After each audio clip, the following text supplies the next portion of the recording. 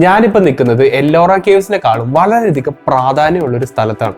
Ellora caves എന്ന് പറയുമ്പോൾ നമുക്ക് എല്ലാവർക്കും അറിയുന്ന പോലെ വേൾഡ് ഫേമസ് ആയിട്ടുള്ള ഒരു ഹിസ്റ്റോറിക്കൽ സൈറ്റ് ആണ്. എല്ലോറ കേവ്സിൽ തന്നെ കൈലാസ ടെമ്പിളിന്റെ ഉയരം എന്ന് പറയുന്നത് ഏകദേശം 100 അടിയോളം ഹൈറ്റ് ഉണ്ട്. പക്ഷെ വേറെ കുഴപ്പം എന്താ വെച്ചാൽ ഇതിന്റെ അകത്ത് കൊടുത്തിരിക്കുന്ന സ്ട്രക്ചേഴ്സിന്റെ കോംപ്ലക്സിറ്റിയാണ്. അതായത് വളരെയധികം ബുദ്ധിമുട്ടുള്ള സംഭവങ്ങളൊക്കെയാണ് ഇവിടെ അവർ കൊത്തിവെച്ചിരിക്കുന്നത്.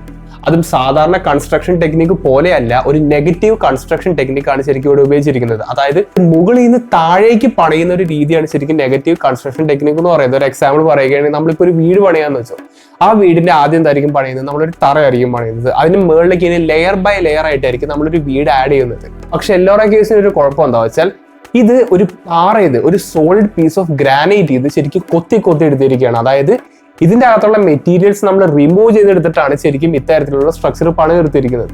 അതൊക്കെ ഓക്കെയാണ്. പക്ഷെ ഒരു ചോദ്യം ഇപ്പോഴും നിലനിൽക്കുന്നുണ്ട്.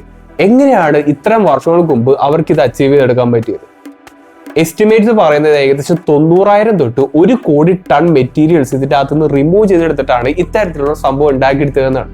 അതും ഇതിനകത്തെടുത്തിരിക്കുന്ന സ്ട്രക്ചേഴ്സിന്റെ കോംപ്ലക്സിറ്റിയും പ്രിസിഷനൊക്കെ നമ്മൾ ആലോചിക്കുകയാണെങ്കിൽ നമുക്ക് ഒരിക്കലും ഇമാജിൻ ചെയ്യാൻ പറ്റില്ല. ഇപ്പോൾ മോഡേൺ ഡേ ടൂൾസ് ഉപയോഗിച്ച് ഇപ്പോൾ നമ്മൾ ഇങ്ങനത്തെ ഒരു ടെമ്പിൾ ഉണ്ടാക്കിയെടുക്കുകയാണെങ്കിൽ പോലും വളരെയധികം ബുദ്ധിമുട്ടുള്ള ഒരു ടാസ്ക് തന്നെയായിരിക്കുള്ളൂ. അപ്പൊ ഇതെങ്ങനെയാണ് പണി തീർത്തതെന്ന് അറിയാൻ വേണ്ടിയിട്ട് ഞാൻ തമിഴ്നാട്ടിൽ കണ്ടുവരുന്ന വെട്ടുവാൻ കോയിൽ എന്ന് പറയുന്ന ഒരു സ്ഥലത്തെത്തി. ഈ ഒരു സൈറ്റിനെ ലോക്കൽസ് വിളിക്കുന്ന വേറൊരു പേരാണ് തമിഴ്നാട്ടിലെ എല്ലോറ കേവ്സ്. അതവരെ തെറ്റു പറയാൻ പറ്റില്ല. ആദ്യമായിട്ട് ഞാൻ ഈ ഒരു കേവിനെ കണ്ടപ്പോൾ ഞാൻ ശരിക്കും ഒരു എല്ലോറ കേവിന്റെ മിനിയേച്ചർ വേർഷൻ ആയിട്ടാണ് എനിക്ക് തോന്നിയത്. അത്രയ്ക്ക് വളരെയധികം മനോഹരമായിട്ടുള്ള ഒരു സൈറ്റ് ആയിരുന്നു. നിങ്ങളിപ്പോൾ ഈ കാണുന്ന പോലെ തന്നെ വളരെ മാസീവ് ആയിട്ടുള്ള ഒരു പാറ കൊണ്ടുണ്ടാക്കിയ മലയിൽ നിന്ന് തുരന്നിട്ടാണ്, അതായത് പെർഫെക്റ്റ്ലി നമ്മളിങ്ങനെ കട്ട് ചെയ്തെടുത്തിട്ടാണ് ഈ ഒരു അമ്പലം ഉണ്ടാക്കിയിരിക്കുന്നത്. അതായത് ഈ അമ്പലത്തിന് വേണ്ട മെറ്റീരിയൽസ് മാത്രം അവിടെ ബാക്കി വെച്ചിട്ട് ആവശ്യമില്ലാത്ത മെറ്റീരിയൽസ് മുഴുവൻ ഇങ്ങനെ പുറത്തേക്ക് എടുത്തു കളയുന്ന ഒരു ടെക്നിക്കാണ് ശരിക്കും ഇവിടെ ഉപയോഗിച്ചിരിക്കുന്നത്. അതായത് എല്ലോറ കേവ്സിൽ കണ്ടുവരുന്ന പോലെ തന്നെ നെഗറ്റീവ് കൺസ്ട്രക്ഷൻ ടെക്നിക്കാണ് ഇവിടെ ഉപയോഗിച്ചിരിക്കുന്നത്. ഈ പാറയുടെ മുകളിൽ നിന്ന് താഴേക്ക് നോക്കിയപ്പോൾ എനിക്ക് വലിയ അത്ഭുതം തോന്നിച്ചില്ലെങ്കിലും ഞാൻ ഈ ഒരു സ്ട്രക്ചറിന്റെ അടിയിലേക്ക് എത്തിയപ്പോഴാണ് ശരിക്കും എന്റെ കിളി പോയത്.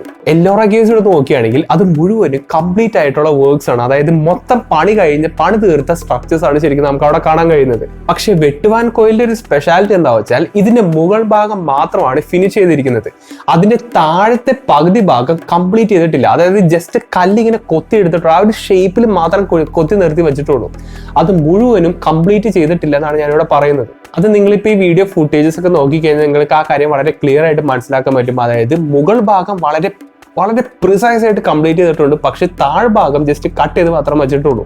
അങ്ങനെ കുറച്ച് നേരം ഞാൻ ഈ ഒരു സ്ട്രക്ചറിന് ചുറ്റും ഇങ്ങനെ നടന്ന അവിടെയുള്ള സ്പെഷ്യാലിറ്റിയും അവിടെയുള്ള കാർവിങ്സ് ഒക്കെ ഇങ്ങനെ ഡീറ്റെയിൽ ആയിട്ട് നോക്കുമ്പോഴാണ് എനിക്ക് ഒരുപാട് സിമിലാരിറ്റീസ് തോന്നിച്ചത്. അതായത് ഞാൻ ഇതൊക്കെ വേറെ എവിടെയോ കണ്ടിട്ടുണ്ട്. ഇവിടെ കണ്ടുവരുന്ന 90% കൊത്തുപണികളും എല്ലോറ കേവ്സിൽ കണ്ടുവരുന്ന കൊത്തുപണികളുമായിട്ട് വളരെയധികം സിമിലാരിറ്റി ഉണ്ട്. അതായത് എല്ലോറ കേവ്സിലത്തെ കൈലാസ ടെമ്പിളിൽ കണ്ടുവരുന്ന അതേ കൊത്തുപണി, ആ ഒരു പാറ്റേൺ ഓഫ് കൊത്തുപണികൾ തന്നെയാണ് ശരിക്കും നമുക്കിവിടെ കാണാൻ കഴിയുന്നത്. അപ്പൊ ഇതിന്റെ ചരിത്രം നമ്മൾ എടുത്തു നോക്കുകയാണെങ്കിലും എല്ലോറ കേവ്സ് പണിത അതേ കാലഘട്ടത്തിൽ തന്നെയാണ് ശരിക്കും വെട്ടുവാൻ കോയിലും പണിത് തീർത്തിരിക്കുന്നത് എന്നുള്ള കാര്യം നമുക്ക് മനസ്സിലാക്കാൻ പറ്റും. അതായത് ഏകദേശം ഒരു 1300-1200 വർഷങ്ങൾക്ക് മുമ്പാണ് ശരിക്കും ഇത് പണിത് തീർത്തിരിക്കുന്നത്.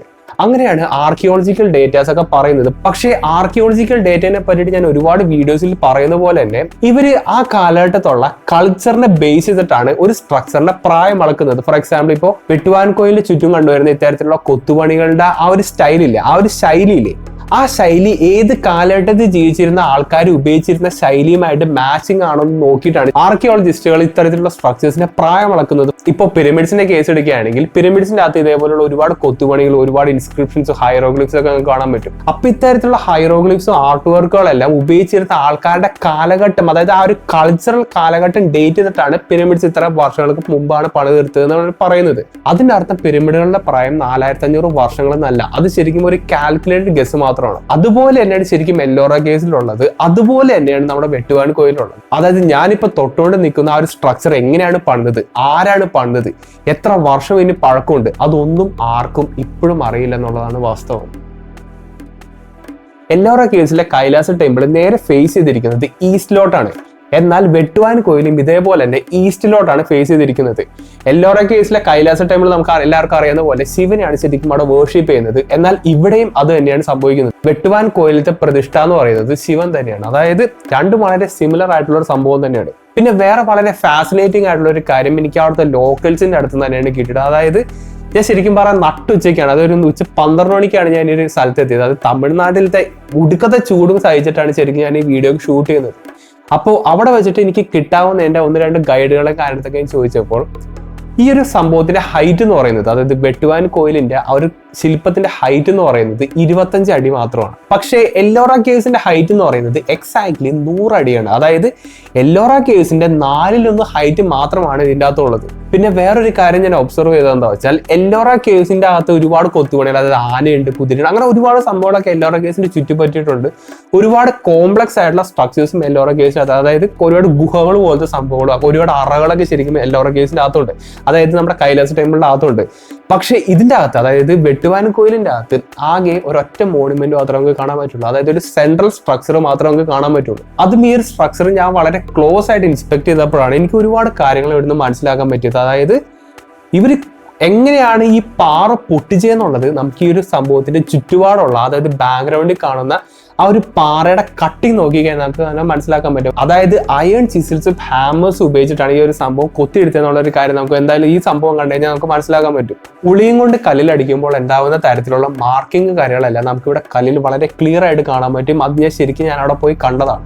എന്നാൽ ഇത്തരത്തിലുള്ള മാർക്കിങ്ങുകളെല്ലാം വെട്ടുവാൻ കോയിലിന്റെ ആ ഒരു ഫിനിഷ് ചെയ്യാത്ത ഭാഗമില്ലേ, അതായത് അടിഭാഗം ഫിനിഷ് ചെയ്തിട്ടില്ല എന്നല്ല ഞാൻ പറഞ്ഞത്, അവിടെ നമുക്ക് വളരെ വ്യക്തമായിട്ട് കാണാൻ പറ്റും. പക്ഷെ ഇവിടുത്തെ കുഴപ്പം എന്താണെന്നറിയോ, ഇവിടെ ഫിനിഷ് ചെയ്തെടുത്ത ആ ഒരു പകുതി ഭാഗമില്ലേ, അതായത് മേൾ ഭാഗമില്ലേ, അത് വളരെയധികം പോളിഷ്ഡ് ആയിട്ടുള്ള സർഫേസ് തന്നെയാണ്. അതായത് ഇവർ പറയുന്ന പോലെ ഒരു അറ്റ്ലീസ്റ്റ് ഒരു 1200-1300 വർഷങ്ങൾ മുന്നേ പഴക്കമുള്ള ഒരു സംഭവമാണെങ്കിൽ ഇത്ര ഹാർഡ് ആയിട്ടുള്ള ഒരു ഗ്രാനൈറ്റിൽ ഇവർക്ക് എങ്ങനെയാണ് ഇത്ര പ്രിസിഷനോടെ ഈ ഒരു സംഭവം പണിത് തീർക്കാൻ പറ്റുന്നത്? അതായത് നമുക്ക് യാതൊരു രീതിയിലുള്ള ടൂൾസിന്റെ മാർക്കിങ്ങോ, അതായത് ട്രയൽ ആൻഡ് എററിന്റെ മാർക്കിങ്ങോ അങ്ങനത്തെ ഒരു സംഭവം നമുക്കിവിടെ കാണാൻ കഴിയില്ല. അത് ഒന്നാമത്തെ ഒരു ചോദ്യം. പിന്നെ ഞാൻ ഈ ഒരു സംഭവത്തിന് ചുറ്റും നടന്നപ്പോഴാണ് ഇവർക്ക് ഇതൊരു ഒറ്റ ടേക്ക് എടുക്കാൻ പറ്റുള്ളൂ. അതായത് നമ്മുടെ ഒരു ചുറ്റുപാട്, ഈ ഒരു ഏരിയയുടെ ചുറ്റുപാട് നോക്കുകയാണെങ്കിൽ ഇത്തരത്തിലുള്ള വേറൊരു അമ്പലം ഒന്നും കാണാൻ പറ്റില്ല. അതായത് ഇവർ ആദ്യം ഇങ്ങനെ ഉണ്ടാക്കി നോക്കി, അത് ശരിയായില്ല, പിന്നെ ഉണ്ടാക്കി നോക്കി, പിന്നെ ശരിയായില്ല. അങ്ങനത്തെ ഒരു സംഭവമേ നമുക്കിവിടെ കാണാൻ കഴിയില്ല. ഒറ്റ ടേക്കിന് അവർ ഈ ഒരു അമ്പലം റെഡിയാക്കി എടുത്തിട്ടുണ്ട്. അതായത് ഇതിന്റെ പ്രൊപ്പോർഷൻ കറക്റ്റ് ആണ്. ഇതിന്റെ സൈഡിൽ കൊടുത്തിരിക്കുന്ന ഒരുപാട് ശില്പങ്ങൾ, ഒരു പശുവിടെ ഷേപ്പ് ഒക്കെ നമുക്ക് ഇവിടെ കാണാൻ പറ്റും. എല്ലാത്തിന്റെ പ്രൊപ്പോർഷൻ വളരെയധികം അക്യുറേറ്റ് ആണ്. അതായത് അതിന്റെ അർത്ഥം എന്താണെന്നറിയോ, ഈ സ്ട്രക്ചർ ആരാണ് ഉണ്ടാക്കിയിരിക്കുന്നത്, അവർക്ക് ഈ ഒരു സ്ട്രക്ചർ എങ്ങനെയാണ് പണി തീർക്കുന്നത് എന്നുള്ളതിനെ പറ്റിയിട്ട് നല്ല ഗ്രാഹ്യം ഉണ്ടായിരുന്നു. നിങ്ങളൊന്ന് ആലോചിച്ച് നോക്കിയേ, ഇത്രയും വലിയൊരു പാറ കൊണ്ട് ഉണ്ടാക്കിയിരിക്കുന്ന ഒരു മലയുടെ ഒരു സെക്ഷൻ അതിങ്ങനെ കൊത്തിൻ്റെ ഒരു സ്ക്വയർ പോലെ ഇങ്ങനെ കൊത്തി ഇങ്ങനെ എടുത്തു. ആ ഒരു കാര്യം നമുക്ക് വിട്ടേക്കാം. അത് വളരെ സിമ്പിൾ ആയിട്ടുള്ള ഒരു കാര്യം നമുക്ക് പറയാൻ പറ്റും. ഇനിയാണ് ഏറ്റവും കൂടുതൽ ഡിഫിക്കൽട്ട് ആയിട്ടുള്ള സംഭവം.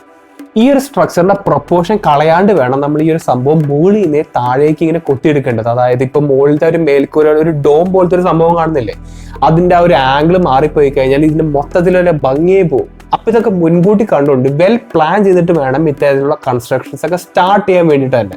അതിന്റെ അർത്ഥം വേറൊന്നല്ല, നമ്മൾ വിചാരിക്കുന്നതിനേക്കാൾ അപ്പുറമാണ് ശരിക്കും ഏൻഷ്യന്റ് ആർക്കിടെക്ചർ എന്നൊക്കെ പറയുന്നത്. അവരുടെ കൈവശം ഉണ്ടായിരുന്ന ടെക്നോളജി എന്നൊക്കെ പറയുന്നത് മിക്കവാറും നമുക്കറിയാൻ പാടില്ലാത്ത ഒരു ടെക്നോളജി അവരുടെ കൈവശം ഉണ്ടായിരുന്നിരിക്കാം. അത്തരത്തിലുള്ള കൺസ്ട്രക്ഷൻ ടെക്നോളജി ഉപയോഗിച്ച് ഉണ്ടാക്കിയ ഒരു സ്ട്രക്ചറിനാണ് ശരിക്കും ഞാൻ പോയി തൊട്ടത്. ഇതിപ്പോ ഒരാളിങ്ങനെ ഒരു വീഡിയോയിൽ വന്ന് പറയുമ്പോൾ ആർക്കും തന്നെ കറക്റ്റ് ആയിട്ട് കത്തില്ല. പക്ഷെ നിങ്ങൾ ഒരിക്കലെങ്കിലും നിങ്ങൾക്ക് പറ്റുമെങ്കിൽ ഈ ഒരു സ്ട്രക്ചർ പോയി കാണാം. അപ്പൊ നിങ്ങൾക്ക് ഇതിന്റെ കോംപ്ലക്സിറ്റി എന്തോരുണ്ടെന്ന് മനസ്സിലാക്കാൻ പറ്റും.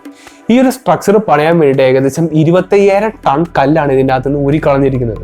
അതും ഇപ്പോഴത്തെ ഒരു കൺസ്ട്രക്ഷൻ എക്യുപ്മെന്റ്സ് ഉപയോഗിച്ചാൽ പോലും ഇത് വളരെയധികം ടൈം കൺസ്യൂമിംഗ് ആയിട്ടുള്ള ഒരു സംഭവം കൂടിയാണ്. നിങ്ങൾ ഇങ്ങനെ ഒന്ന് ആലോചിച്ച് നോക്കാം, നമ്മളാണ് ഇപ്പൊ ഇങ്ങനത്തെ ഒരു അമ്പലം ഉണ്ടാക്കുന്നതെന്ന് വിചാരിക്കാം.